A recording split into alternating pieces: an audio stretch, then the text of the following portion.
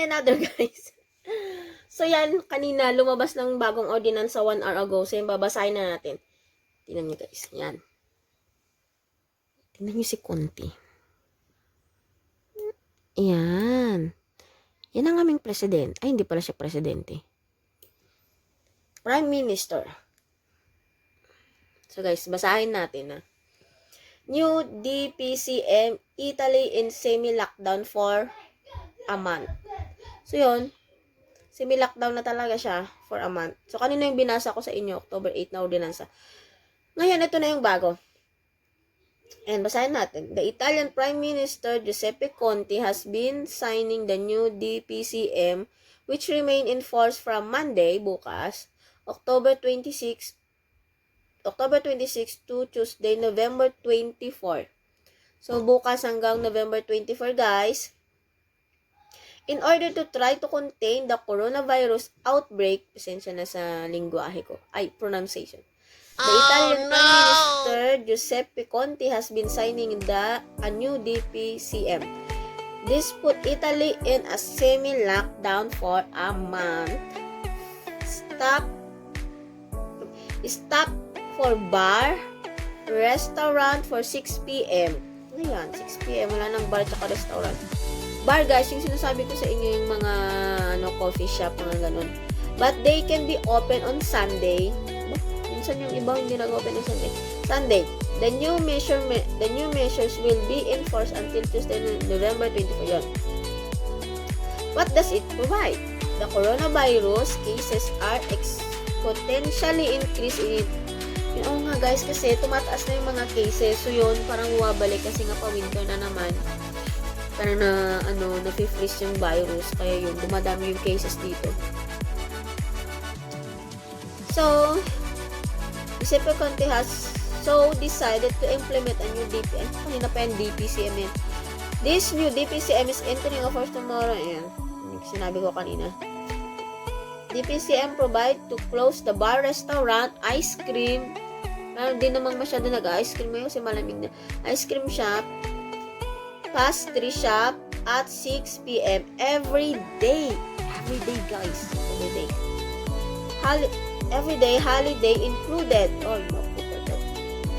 The holiday. However, after 6 p.m., these activities can make home deliveries. Ayun, may patake home. It remains instead agreed without time limit restoration and hotels. Pag take home, parang and restaurant, they can be sa restaurant, they can be maximum of 4 people per table. 4 people. So, pag 4 people per table, mga siguro yung 6 table no, tapos 4 lang kayo, diba, may distance din. The number can be bigger only if people are from same family. However, it is forbidden to eat by the street after 6 p.m. Gyms, swimming pool, swimming pool, game room, and spa? Yung mga spa are going to be temporary closed. Cinemas and theaters are going to be closed again, guys. Economy na natin, babagsak na. Diyos ko. While museum are going to remain open. However, they will have to maintain several rules. Yung mga mask na yun. Tsaka yung mga pang disinfect ng mga kamay, laging nasa harapan yan ng door, diba? As to be open with contingent use. Ski resorts are closed. Nako, pag snow pa naman na, they can only be used by professionists as well as non-professionists recognized by CONI organization. Hindi ko alam yun kung anong organization, guys. Basta. So, mga professional na mga ski siguro yan. With the new DPCM, the government confirmed the suspension of event in sports competition of any order and type except of professionists. So, high school closed. Smart working is recommended. High school, so, paano yung mga elementary?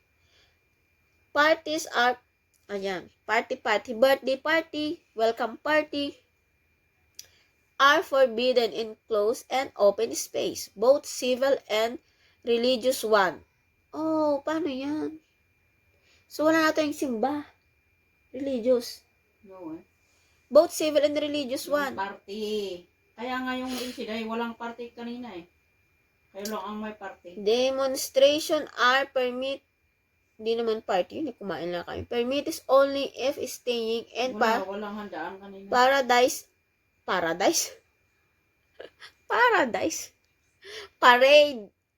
Parade are forbidden. Parade, parang nag-amoy ano kanina ng milimilya. For which regards schools, this new DPCM confirm online teaching for the 75% in high school with the possibility to reach the 100%. Smart working is strongly recommended. So, yun na guys. Wala na. Tapos na. So, simula yung bukas. Kaya pwede pa kami, guys.